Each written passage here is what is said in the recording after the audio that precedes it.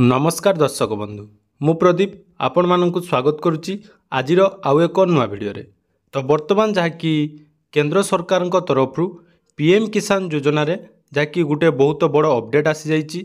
तो पीएम किसान योजनार परवर्ती किस्ती आसवा पूर्वर अर्थात मार्च मास 31 तारिख पूर्वर आपण मानक गोटे गुरुत्वपूर्ण अपडेट जहाँकि बर्तमान केंद्र सरकार तरफ जारी करा जाउची, जो थिरे कि जदि आपण माने एही काम 31 मार्च सुधा कंप्लीट करूना तो परवर्ती समय जो पीएम किसान टंका आसवाई जीव तो से आपण को टंका मिलिबो नाही। तो कौन रही अपडेट आसंतु ये वीडियो रे संपूर्ण डिटेल्स जानिबा। ता पूर्व जदि चैनल को प्रथम थर विजिट करचंती वीडियो को लाइक करेंगे, चैनल को सब्सक्राइब करेंगे और पाखे थिबा बेल आइकन को क्लिक करी आगो को आम चैनल माध्यम बहुत सारा नुआ नुआ अपडेट पाई परिबे। तो जहाँकि रही पीएम किसान योजना तो आपण माने जानिचंती। तो पीएम किसान योजना रे आपण मानकु जहाँकि 28 फेब्रुआरी रे 2000 टंका प्रदान करा जायतिला बा 16तम किस्ती प्रदान करा जायछि। तो ये 16तम किस्ती आसिला परे 17तम किस्ती आसिबा पूर्वरु केंद्र सरकार तरफ जहाँकि पीएम किसान वेबसाइट रे नुआ अपडेट आसी जाइछि, जो थिरे कि आपण मानकु बहुत गुरुत्वपूर्ण अपडेट रहिबो। एटा आपण वीडियो को संपूर्ण डिटेल्स देखंतु जहा द्वारा आपण माने जानि परिबे कौन कौन डिटेल्स आपन को करिया पई पड़िबो।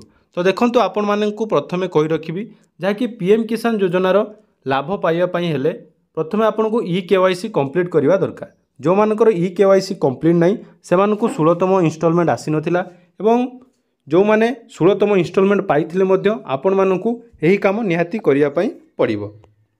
तो देखंतु आमे जतेबेले पीएम किसान वेबसाइट प्रथमे ओपन करिबा देखंतु सामने आपन को एमिति इंटरफेस टे आसीबो, जो थिरे एठारे मेंशन करा जायछि 27 मार्च रु 30 मार्च पर्यंत पीएम किसान लो सर्विस अवेलेबल रहिबो। अर्थात 30 मार्च पर्यंत आपण केवल ई केवाईसी एई पीएम किसान योजना रे करि पारिबे एवं जहाँकि देखंतु 31 मार्च रु 3 एप्रिल पर्यंत ए पीएम किसान पोर्टाल लो समस्त काम बंद रहिबो। अर्थात आपण माने नुआ कोनोसी आवेदन किंबा ई केवाईसी करि पारिबे नाही एवं 4 तारिख ठारू पुणी थरे आपण मानकर पीएम किसान लो नुआ जहाँकि पोर्टाल फंक्शन करिवो।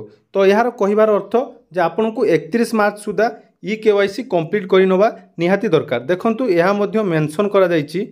तो एटा देखि पारथुवे जहाँकि एटा प्रधानमंत्री किसान सम्मानिधि योजनार ट्विटर हैंडल सेटारे मध्य मेंशन करा जायछि। देखंतु पीएम किसान सम्मानिधि योजना की अग्रिम किस्ती प्राप्त करने के लिए सभी लाभार्थी किसान से अनुरोध की 30 मार्च 2024 तक अपनी ई केवाईसी पूरी करवा ले। अर्थात आपण मानकर जदि ई केवाईसी कंप्लीट थाउ किंबा ना जाके एटारे समस्त पीएम किसान हिताधिकारी को रिक्वेस्ट करा जायछि जे आपणकर मार्च मास 31 तारिख सुधा जाकि ई केवाईसी आपण निहाती करिनबा दरकार। कारण हुए तो परवर्ती समय रे कोनोसी नुआ अपडेट आसी पारे जो माने पूर्वरु टंका पाउचंती बा पाउ नथिले समस्ते जहाँकि लिस्ट जदि आपणकर ना अच्छी बा पीएम किसान हिताधिकारी अटंती ताले निहाती ई केवाईसी करिनबा उचित। जेहेतु सरकार तरफ नोटिस जारी करा जायछि जदि आपण याकू इग्नोर करिवे तो परवर्ती समय रे आपण हैरान होई पारंती। तो देखंतु ताले ई केवाईसी करिया पई हेले आपण को पाखरे बहुत सारा ऑप्शन अछि जहाँकि ई केवाईसी रे आपण फेस ई केवाईसी करि परिबे नले ओटीपी बेस ई केवाईसी करि परिबे किंबा आपण आधार जो सीएससी सेंटर को जाई मध्य ई केवाईसी करि परिबे। तो देखंतु आमे केमिति ई केवाईसी करबा तार डिटेल्स मध्य म आपण मानकु एथिरे शेयर करूछु। तो सर्वप्रथमे पीएम किसान ऑफिशियल वेबसाइट को आसिला परे देखंतु एटारे ई केवाईसी ऑप्शन आपनकर शो करिवो। तो ई केवाईसी आपनकर आधार कार्ड सहित जो मोबाइल नंबर लिंक थिबो से मोबाइल नंबर आपनक पाखरे थिबा दरकार। जदि आपनक पाखरे से मोबाइल नंबर नाही तो आपण सीएससी सेंटर रे मध्य जाई ई केवाईसी बायोमेट्रिक साहाय्य करि परिबे किंबा जाकि फेस ई केवाईसी मध्य निज मोबाइल रे करि परिबे। तो सेही फेस ई केवाईसी केमिति करिवे तार डिटेल्स वीडियो आपण मानक पई मु प्लेलिस्ट बनै देछि जहाँकि डेस्क्रिप्शन ले तार लिंक मध्य दे देबी ताकि पीएम किसान लो आपण सेथिरे केमिति फेस ई केवाईसी हुए ताहा जानि परिबे।